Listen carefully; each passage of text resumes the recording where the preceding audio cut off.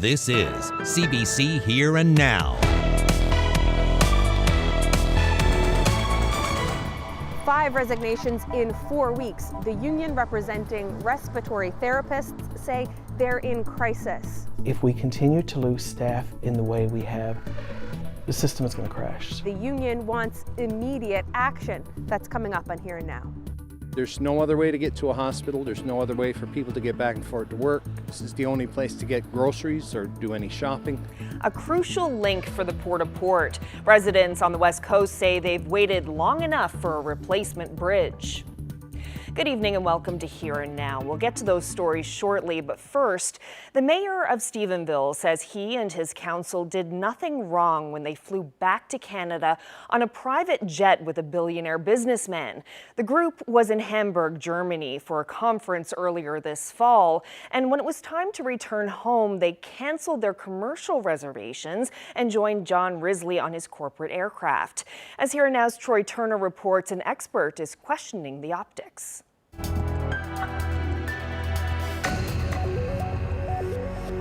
For Stephenville Council, it was a way to save money and discuss future business opportunities.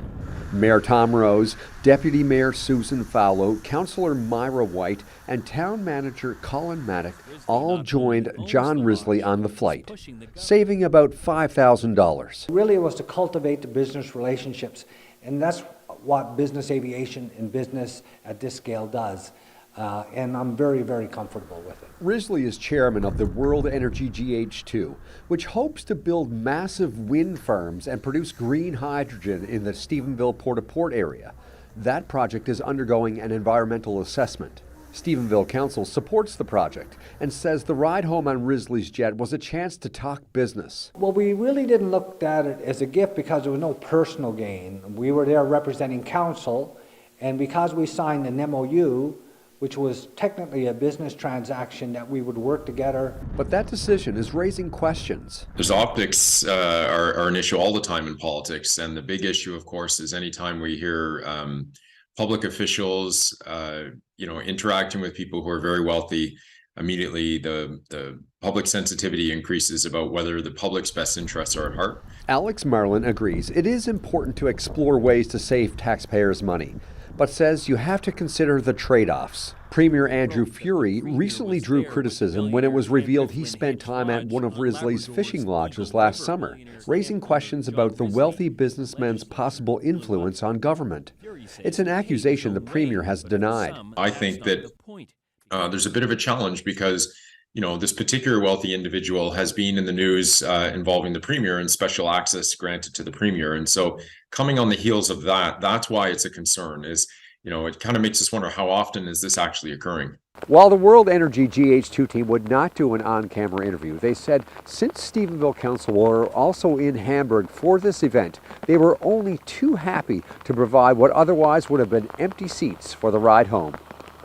Troy Turner, CBC News, Stephenville.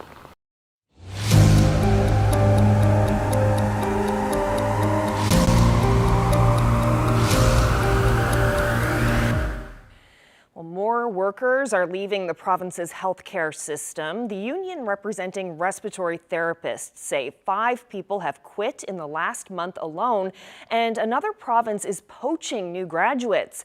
As Here and Now's Heather Gillis reports, the union wants government to act immediately. In the last month, 5 full-time respiratory therapists with Eastern Health have quit their jobs in the St. John's area. Another quit back in September, for a total of 6 this fall. That's about 10% of the workforce, says Union President Gordon Piercy. Because if we continue to lose staff in the way we have, 5 people over the last 4 weeks, the system is going to crash. I'm just going to check your oxygen and everything, okay? You'll find respiratory therapists working in various parts of the hospital, helping those who can't breathe during emergencies. In critical care, they're there after surgeries, testing lung function and managing lung diseases, also helping with ventilators.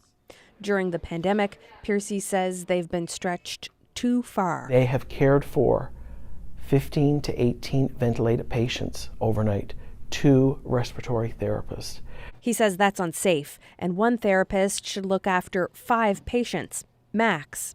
Piercy says the resignations are going to leave a big void for remaining staff. There's going to be more people who are going to be asked to do double time, overtime, split in consecutive shifts. They can't do it anymore. Piercy fears more resignations will come and is calling the situation critical. We are probably at a point where we're going to have to look at service reductions. To make matters worse, Gordon Piercy says Nova Scotia Health has come here to College of the North Atlantic to make job offers to people in the respiratory therapy class of 2023. He says that health authority has also come with big bonuses. They came with $10,000 sign-on offers, relocation assistance, safe staffing levels, and some work-life balance for them.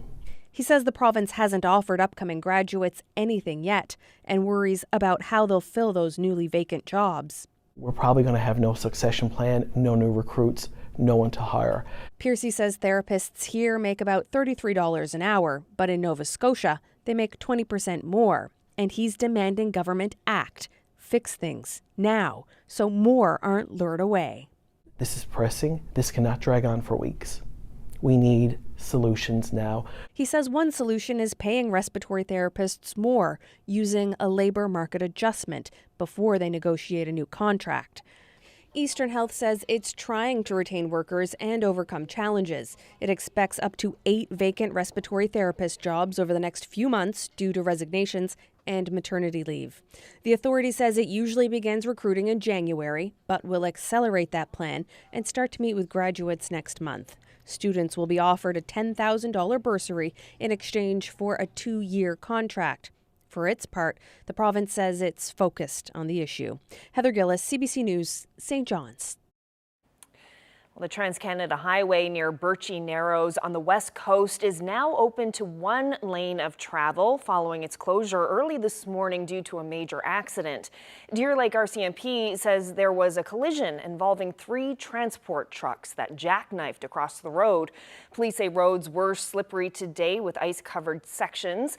The RCMP says there were no serious injuries. Meanwhile, drivers are being asked to watch out for caribou when traveling on the Northern Peninsula. A significant number of the animals has been moving through the area, particularly between St. Anthony Airport and Eddies Cove and between the airport and Main Brook. The caribou are expected to remain in the region throughout the winter, and drivers are being advised to avoid driving at dusk and dawn when caribou are more commonly found along roadways, and to also reduce their speed and scan both sides of the highway.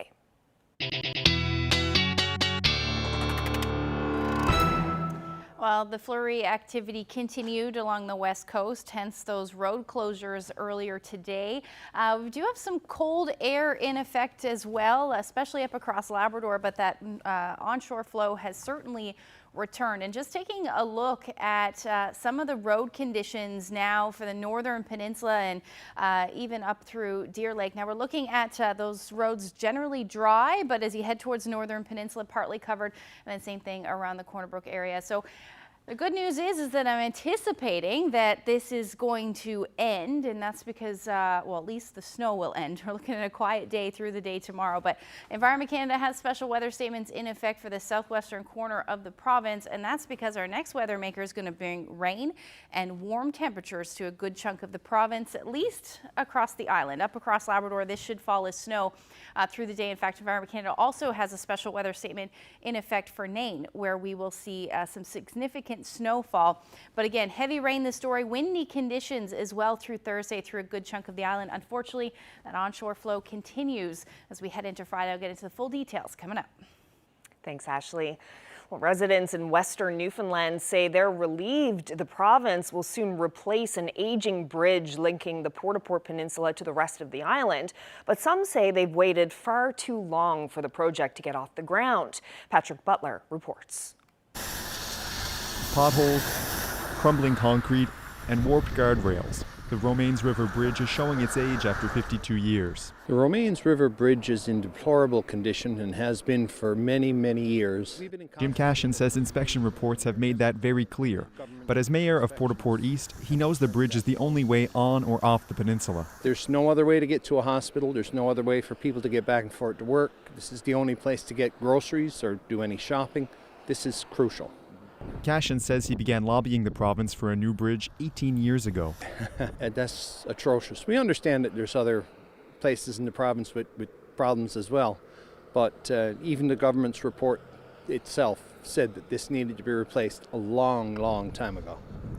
Federal and provincial funding to replace the bridge was announced in July 2019, but a tender for the $7.8 million project was only released last month. The announcement, as you said, was made as part of a federal-provincial agreement, and I understand sometimes the getting access to funding between the federal and the provincial governments is often a slow process, but at the same time, the timeline to me could have been expedited.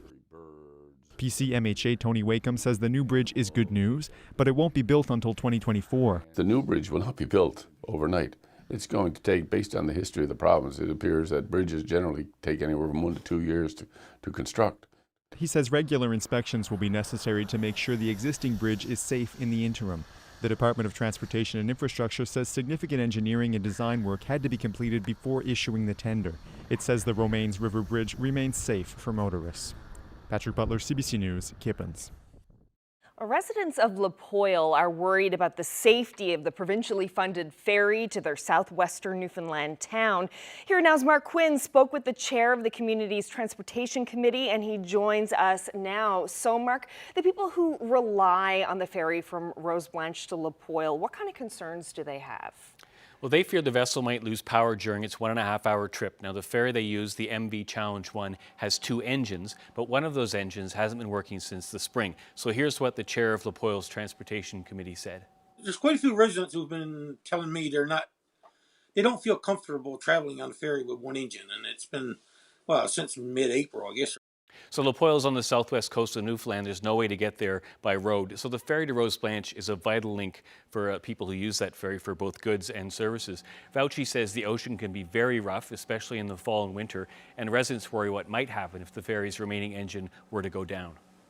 Okay, so the province contracts the vessel to provide this service. What is government saying? The province said they've paid $1.4 million for this service last year, and it confirmed that the NB Challenge 1 has been operating with one engine since mid-April. We asked for an interview with the Provincial Transportation Department, and they responded with a statement. It says the safety of all passengers and crew is the top priority for all marine operations, and they say the province follows all Transport Canada regulations. I also contacted Transport Canada. It confirmed that it's aware that the Lapoil ferry is operating with one engine, but added it doesn't require the ferries to have 2 engines working at the same time. So Transport Canada says the MV Challenge 1 is certified to continue servicing the Lapoil route. And what do we know about the MV Challenge 1? Well, it was built in 1974. It's a 48-year-old vessel built in the U.S. It's owned and operated by Pudister Shipping Limited of St. John's. The vessel's 23 meters long. It's not all that long. So it carries freight and about 25 passengers, but it's too small to carry vehicles. I did try to reach Pudister Shipping, but it hasn't responded yet. Okay, so what do the residents want with this? Well, Fauci says there are about 60 residents in the community, down from about 90 when the 2016 census was done. So that's about a 30% drop in residents. He said they would like a new ferry. He said that would be great, but of course, it's not what they expect will happen. And here's what Ray Fauci said again. Yeah, but residents of Lapoil are not naive enough to think we're ever going to get a new ferry. I mean, it's a declining population, aging population, so I think most of the people want is something probably newer and more reliable. So in the short term, there is some change coming. The province says the MV Challenge 1 is coming out of service for repairs and inspections by Transport Canada in the coming weeks. And while that happens, there will be a replacement vessel on that route from Rose Blanche to Lapoil. Now, Fauci fears the province doesn't want to invest in a community that perhaps may one day resettle, but he says that's not expected to happen anytime soon. Carolyn? Okay, thank you so much for this, Mark. Thank you. Well, it's been just one day of deliberations in the Vincent Ward murder trial in Happy Valley Goose Bay, but this evening a jury reached their verdict. Ward has been found guilty, but not of second-degree murder. Reporter Heidi Adder has been following the story and has this report. The 12-person jury found Vincent Ward guilty of manslaughter, but he was originally charged with second-degree murder in the death of Vincent Bélanger Dampierre. The two were together at this Pine Avenue home in Labrador City The Crown prosecutor says Ward shot Bélanger Dompierre unlawfully. Ward claimed Bélanger Dompierre pointed a gun near him and Ward shot him in self-defense. Ward said Bélanger Dompierre told him Ward was taking the fall for a missing kilogram of cocaine. An eyewitness said Bélanger Dompierre didn't have a firearm at the time of the shooting, but the witness's credibility was called into question by the defense counsel. Ward and Bélanger Dompierre both had cocaine and methamphetamine in their systems during the shooting. Lawyers for both sides had no comment after the verdict. Ward remains out of custody on bail. The sentencing hearing has been set for Thursday, January 26th. Justice Alphonse Faure said that Ward had a fair trial with good representation on both sides, and he hopes this is a step for Ward to get his life back on track. Heidi Adder, CBC News, Happy Valley, Goose Bay. Well, there are 6 new electric vehicle chargers stationed around St. John's. They were unveiled today as part of the city's plan to install 20 chargers in the next 6 months. They can be found at the Farmers Market, the Paul Reynolds Community Centre, and the Southlands Community Centre. Transportation represents a very significant part of the emissions that residents and businesses emit in the city. So electric vehicles are a component of our plan to help reduce those emissions to meet our climate emissions reductions goals. Froud says it costs $1.50 an hour to use the charger, and if a car parks in a designated EV spot without being plugged in, it will get ticketed. He says more chargers are on the way, slated for Churchill Square, City Hall, Duckworth Street, and the new Muse Centre. A striking look today at how climate change will affect this province. This year's Vital Signs report looks at what's to come. The report is prepared by the Harris Centre at Memorial University and the Community Foundation of Newfoundland and Labrador. As Peter Cowan reports, there are worries about how well this province is prepared. The effect of a warming climate was already visible this year as forest fires ripped through central Newfoundland. Then Hurricane Fiona lashed the west coast with a storm surge that washed away homes. Research in this report shows that water levels could rise a meter in the next 75 years, making these events worse, and our winters are changing as well. When you look out not that many years, Corner Brook will have winters like St. John's, which for the skiers out there is going to be very disappointing. And Nain will have winters like Corner Brook. That impact will be felt the most in northern Labrador, where it's not recreation. Climate change will make essential day-to-day jobs harder to travel, to hunt, or get wood, a big concern for Inuit. How do we adapt and still carry on what we've always done with the changes around us, not being able to go where we once go, and ice comes later and leaves earlier, and ice is not so hard as it used to be. The issue of how to adapt was front and center in the discussions today, with calls to rethink a lot of what we take for granted, like our car-centered cities. There's no infrastructure for anything that's not an individual car, and that ultimately is a design choice that has been baked into the construction of the city now for decades. And we continue to avoid changing that infrastructure or adding infrastructure for other choices and other options. Every single time we try to put in a new bike path someplace, there'll be complaints that it's going to take away parking. Just this month, the federal government announced billions for communities to adapt. The issue was front and center at municipalities' NL meetings this month. But the head of the Harris Centre says in this province, small towns often lack the skills and experience. Local government is critically important to where a lot of the action is on climate change, and yet this province really has a lack of capacity at the local level. Often said, Canada has the weakest local government in the OECD. Newfoundland and Labrador has the weakest local government in Canada. And yet we need that capacity to respond to these issues. The report did highlight one positive: more frost-free days, making it easier to grow food here.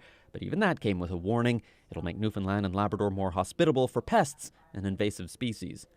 Peter Cowan, CBC News, St. John's.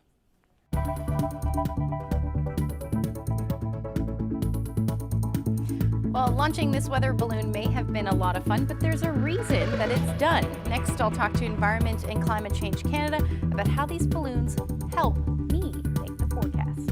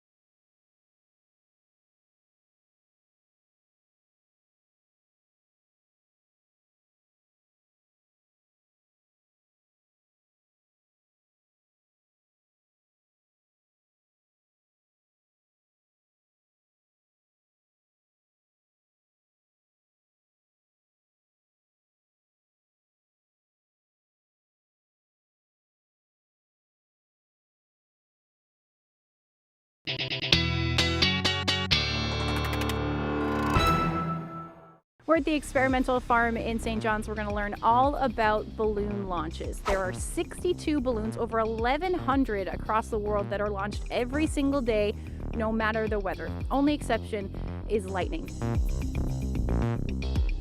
Now I'm joined by Carla Hartley. She's a senior meteorological technician for Environment and Climate Change Canada. She's going to show us all about it.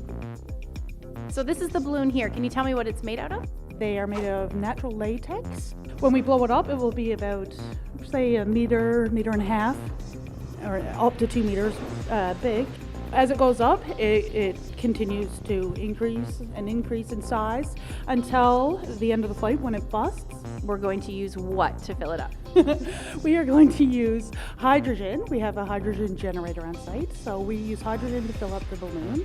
How much actually depends on the weather conditions. If there's precipitation outside, then you might want to put a little bit more in, just because we're aiming for a certain ascent rate. Today I'm going to put in 1,000 grams of hydrogen.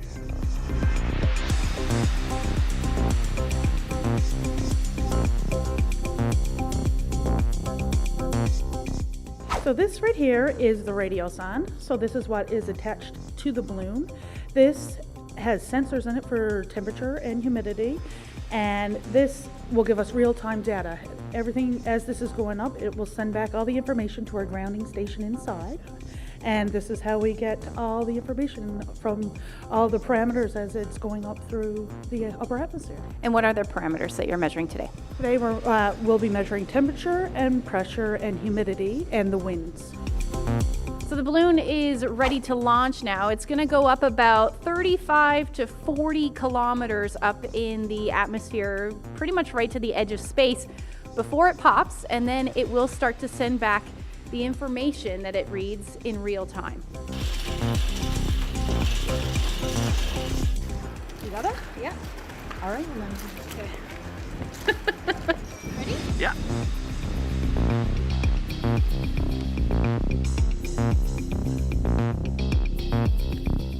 What happens when it continues to go up? How big does it get?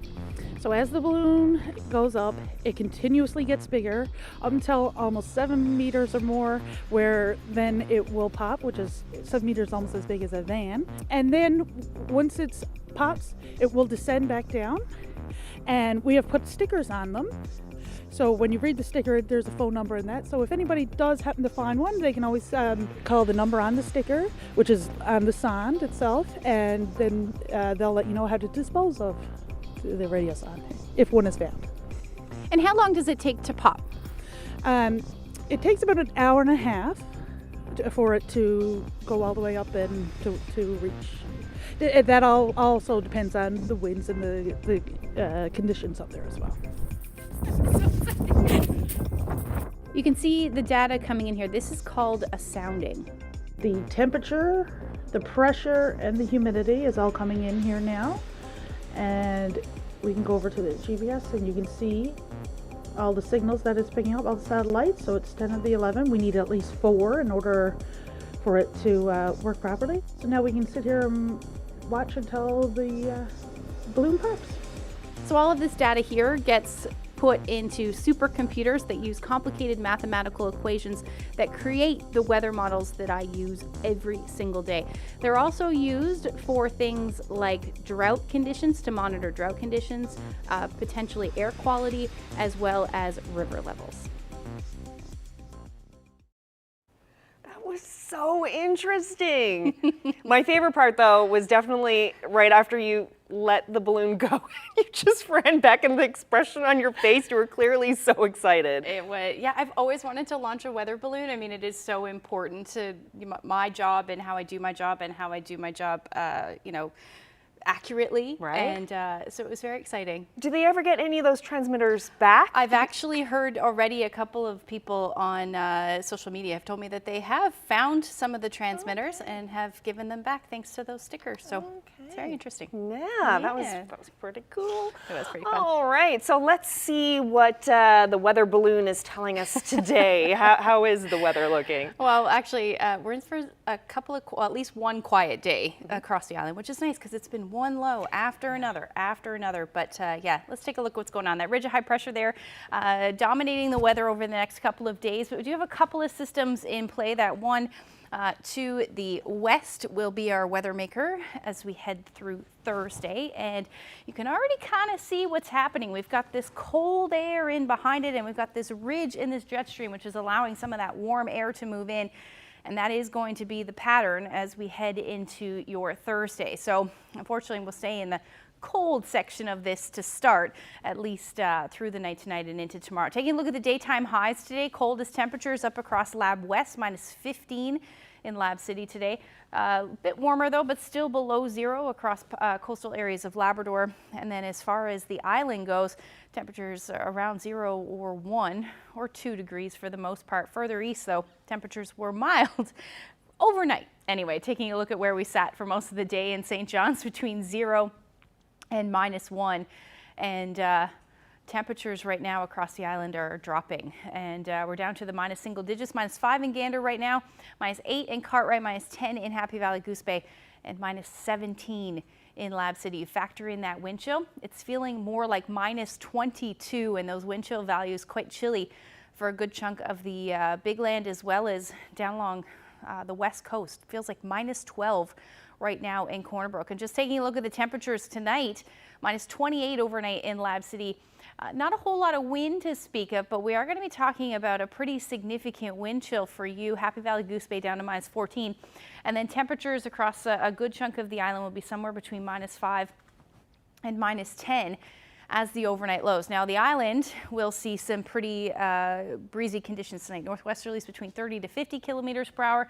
So the wind chills are going to be a bit chilly.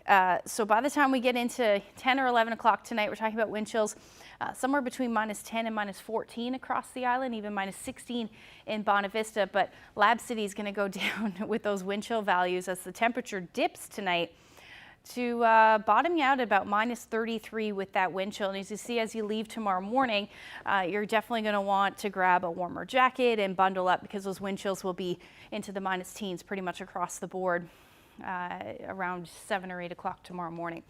So as far as what's going to happen weather-wise, we've been seeing a lot of snow on the west coast, I know, and even today some of those flurries stuck around. But we should be saying goodbye to that for the most part as we head through the overnight tonight. Likely going to see some lingering cloud cover, but you may pick up another 2 to 4 centimeters. But by the time we get into tomorrow morning, that should start to taper off. And not a whole lot happening across the island tomorrow. In fact, we should actually see lots of sunshine tomorrow as this big ridge of high pressure dominates. But it's going to be a cold one. We will start to see some of that cloud cover though move in for Lab West as the next system moves in, as that area of low pressure that's currently over Ontario starts to move in, and it is going to bring some snow with it overnight into Thursday morning. And then again, some mild temperatures are going to move in right along with it, bringing some pretty windy and rainy conditions for a good chunk of the island as we head through Thursday, and bringing that rain as far north as potentially Happy Valley, Goose Bay, and even Cartwright. This may end as some drizzle for you as you head into Thursday evening. So as far as rainfall amounts go, this is early indications, but we could be talking about 30 to 50 millimeters of rain. Some areas towards the west coast, Burin Peninsula, we could be talking between 20 to 30 millimeters. Otherwise, this will be about 10 to 20 for a good chunk of the island. Temperatures tomorrow will be a bit chilly as well. Minus single digits will be the story. There's some cooler air than we've been seeing lately. Winds in the morning will stay a bit brisk, around 30 to 50 kilometers per hour, but those winds will ease. And again, looking at some sunshine through the day. Up across the Big Land, other than that snow moving in for you in Lab West, the winds picking up as well. Looks like a pretty beautiful winter day. So that's a look at your Wednesday forecast. We'll look ahead when I come back.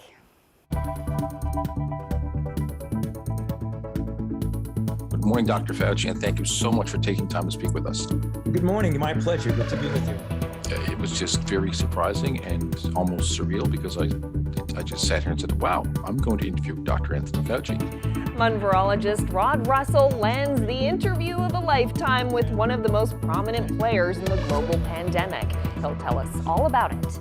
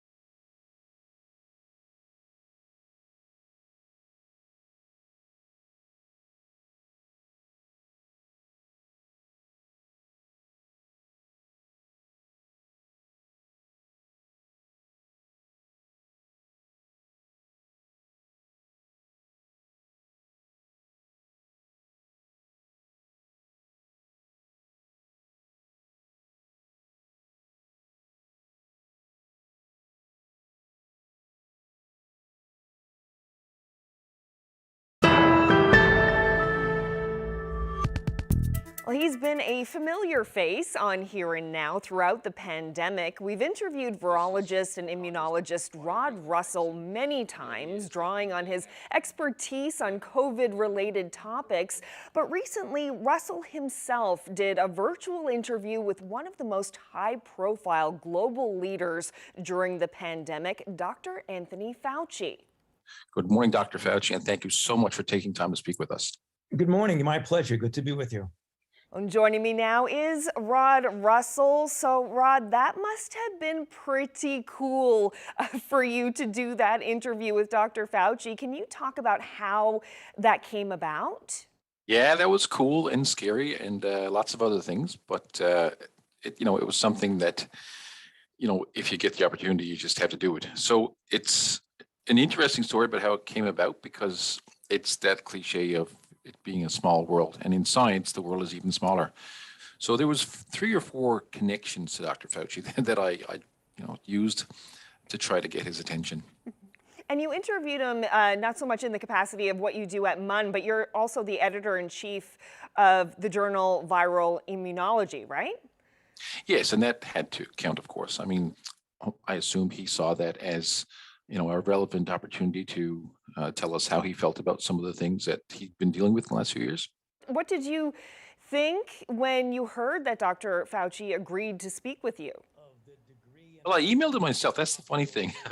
And then I got the response a day later, and it was a very narrow window of opportunity. And it was just very surprising and almost surreal, because I just sat here and said, wow, I'm going to interview Dr. Anthony Fauci. So I didn't want this to just be about COVID, because people are getting sick of talking about COVID. And Dr. Fauci's done so many interviews about COVID. I honestly figured that if I was to get his attention and get his interest in doing the interview, I wanted to give him the opportunity to talk about other things that he's been interested in. So his work with HIV, he spent 40 years working on HIV/AIDS, made great contributions to that field. And of course, he's done the work with COVID, but he's also worked with the public. He's done the work with government. So I wanted to give him sort of an opportunity to reflect on 3 themes: HIV research, COVID, and research in general. The pandemic, as you were kind of just talking about there, the pandemic really brought scientists into the spotlight, especially with social media. Dr. Fauci has been one of the most prominent examples of that, and it wasn't always positive. He had to endure a lot of criticism, especially from former President Donald Trump. Did Fauci's experience teach you anything about the role of scientists in public engagement?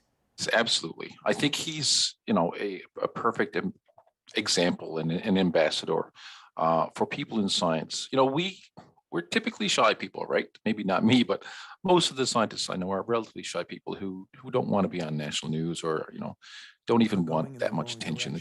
It's a field that attracts people who like to work quietly in labs by themselves, right? But Fauci is a great example of somebody, and Mark Greenberg too, my PhD supervisor. These are examples of people who have been advocates outside of their lab research, of their medical research, and they've always advocated. Mark and Dr. Fauci worked in HIV/AIDS. They were advocating about HIV issues back as early as the 80s, and right on through. So as Dr. Fauci especially, he's been working with the U.S. government for years. And you're right, there's, you're out there in the public eye, and you're going to be a target. And of course, the COVID issues got very politicized, and you had your very far right and left wing opinions. And he was right in the middle of it. And there were some pretty harsh things said about him, but you have to respect him, right? He just stood there next to the president, not always agreeing with the president, and he just kept sticking to his, the data and the evidence that science was providing, and making recommendations based on what, on the evidence and what it said. I got to a point during the pandemic where I went home every night and I turned on the national news and said, I wonder which friend I'll see tonight, because all the virologists across Canada were getting calls. Not all of them were going on TV, and that's the point, right?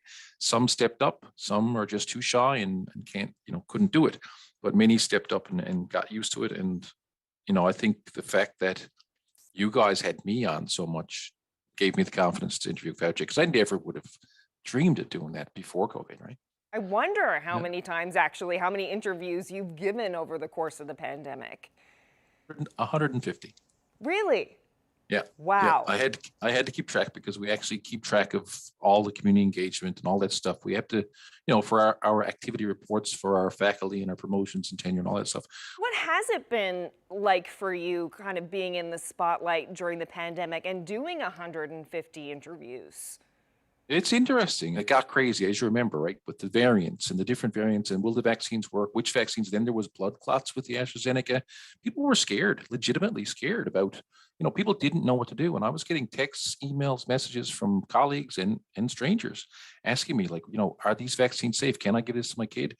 But yeah, it was overwhelming. But at the end of the day, I'm glad I did it because I wanted to help people understand what we were going through. Yeah, well, it was a real service that you and other virologists and immunologists did during the pandemic, keeping people informed. And I really appreciate you doing this interview about the interview that you did with Fauci.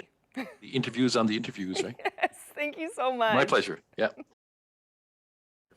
Well, so let's have a listen to some of that interview. Here's what Dr. Anthony Fauci had to say when Rod Russell asked him to describe the aspects of the pandemic that surprised him the most. The most unexpected aspect of the pandemic, from both the virus itself and the epidemiology, is the unprecedented nature of the emergence of new variants in a manner that leads to a drifting of the virus approximately every 4 or so months, not only in the United States, but in Canada and throughout the world and literally everywhere. If you look at the evolution of this outbreak, we've never really seen anything even approaching that. We have drifting of virus of influenza from year to year, but we don't have the kind of variant emergence that we've seen with SARS-CoV-2. But also the other unexpected element of this was the very short durability of protection from prior infection or prior vaccination, which the viruses that we've dealt with, like polio, measles, smallpox, when you get infected and or vaccinated, the durability of protection is measured in decades at worst and sometimes lifetime at best. And yet with SARS-CoV-2, the durability of protection is really strikingly short in its durability. The public response to the pandemic is what I mentioned just a bit ago, which is the extraordinary phenomenon of the availability of a life-saving vaccine, and the fact that, for example, in the United States, only 68% of the population is vaccinated, and only about 1/2 of those have been boosted, which seems almost inexplicable that that is happening, but it is.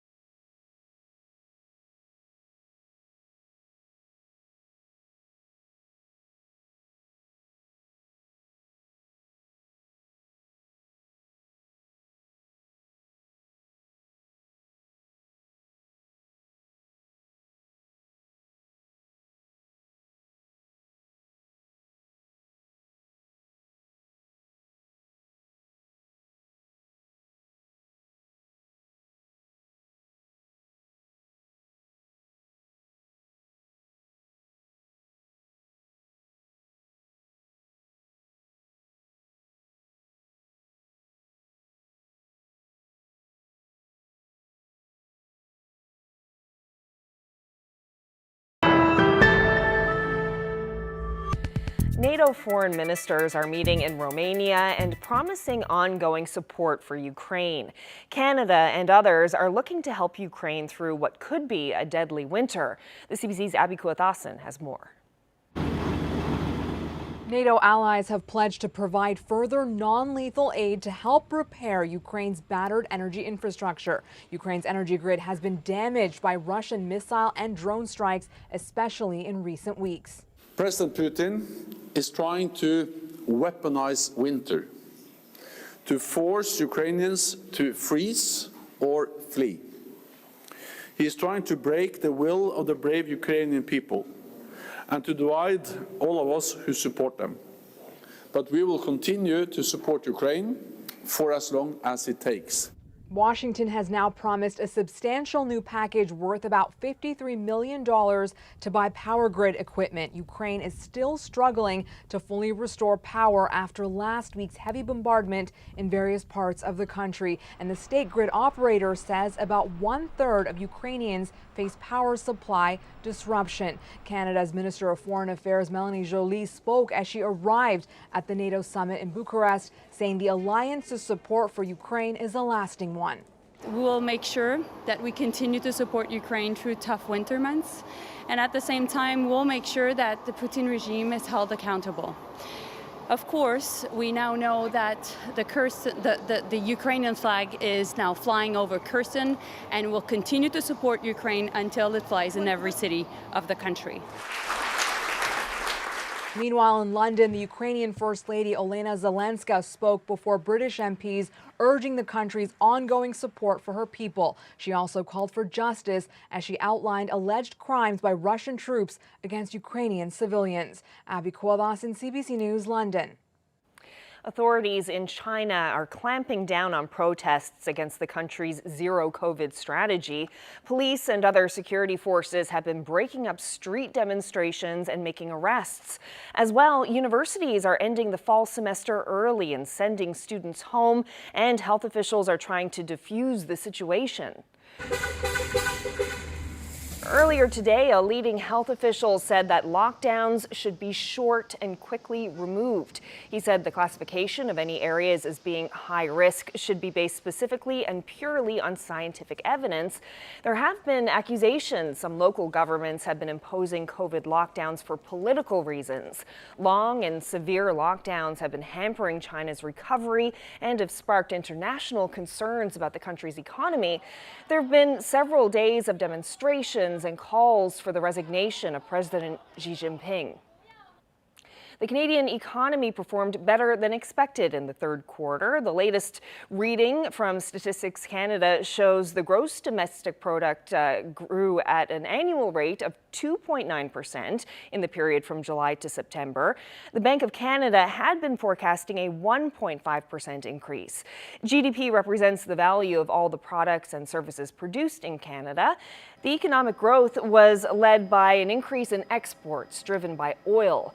But while the volume of exports was up, the price was down, and the experts are issuing a warning. They say there are underlying signs economic growth could start slowing as a result of rising interest rates. Economists point out that household spending dropped for the first time in more than a year, largely due to higher interest rates. Canadians are holding on to more of their money. The household savings rate climbed to 5.7% in the third quarter. That's up 0.6% from the second quarter and is more than double what it was before the pandemic. Rising interest rates are expected to trigger a more noticeable slowing of the economy in the fourth quarter.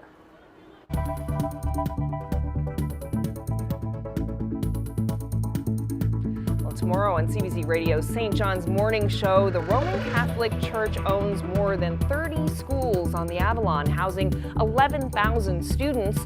Will those be sold as part of raising money to compensate abuse victims?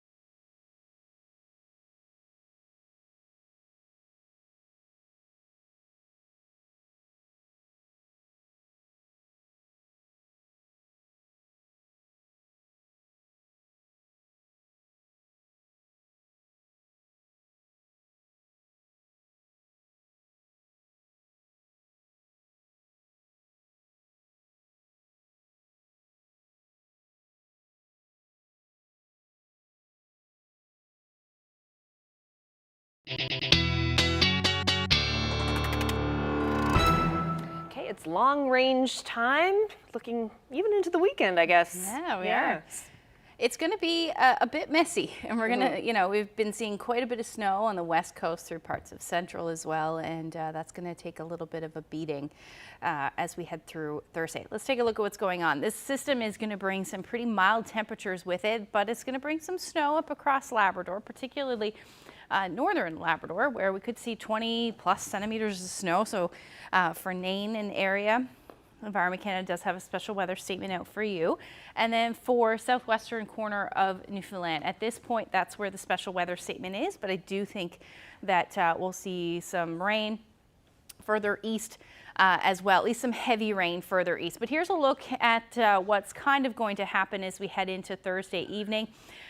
Some really breezy conditions with this as well. We could be seeing widespread gusts between 80 to 100 kilometers per hour. Wreck House area likely significantly higher than that, potentially 130 kilometers per hour. And then areas on the west coast that are prone to more easterly winds, that easterly enhancement, you may see some of those gusty winds as well. Now, once we get back into that onshore flow along the west coast, this should change to snow. But at this point, temperatures climbing to about 7 to 9 degrees, a little bit cooler for the northern peninsula and southeastern Labrador, but still above zero, between 4 and 6 degrees, and then even flirting with or even a degree above for Lab City. And Nain, you'll hover around 0 or 2 degrees through the day on Thursday. Now that system will move through fairly quickly. By the time we get into Friday, things should clear out, except along the west coast. Again, back in that onshore flow, some cooler temperatures. The potential for onshore flurries will move right back in. Otherwise, up across the Big Land, the windy conditions will stick around as well. That area of low pressure fairly large, so we are going to see some windy conditions right into, it looks like, Friday evening, and eventually another ridge of high pressure will move in, and things actually looking pretty nice for the weekend. But these are the temperatures for your Friday. So dropping 0 to 2 degrees across the island. Temperatures up across Labrador between 2 and -8 through the day. Now take a look at the long range forecast. Sunshine, which we haven't seen a whole lot of, but temperatures between 4 and 6, or 2 and 6 degrees, I should say. And then again, watching the weekend forecast for all of the various parades that are happening. But at this point, looking like a pretty nice forecast for St. John's and Eastern Newfoundland. For Central, you're looking at some mild temperatures as well as some sunshine for your Saturday and Sunday. And then for Western Newfoundland, Saturday looks beautiful and 4 degrees. And then for Sunday, the return of some showers or flurries. Temperature around, daytime high anyway, around 7 degrees. Now, as far as Labrador goes, Friday looking like some flurries, but then Saturday and Sunday, another warm up. So we're definitely on a roller coaster. Temperatures back into the 3 to 6 degree range. And then milder, relatively speaking, for Labrador West or Lab West, with that chance of snow moving right back in. Speaking of snow, take a look at this great shot. Snowy, calm day in Kings Point. Thank you to Ruby for sharing that photo with us. If you have any weather photos, send them to my Facebook page, Twitter, or email them to nlphotos@cbc.ca. Yeah, great shot. Thanks, Ruby. Yeah, and looking quite promising for the Corner Brook, 4 degrees and some sunshine, and for St. John's Parade on Sunday. Cool. All right, keep an eye on that. That's it for us tonight. Thank you so much for joining us. Good.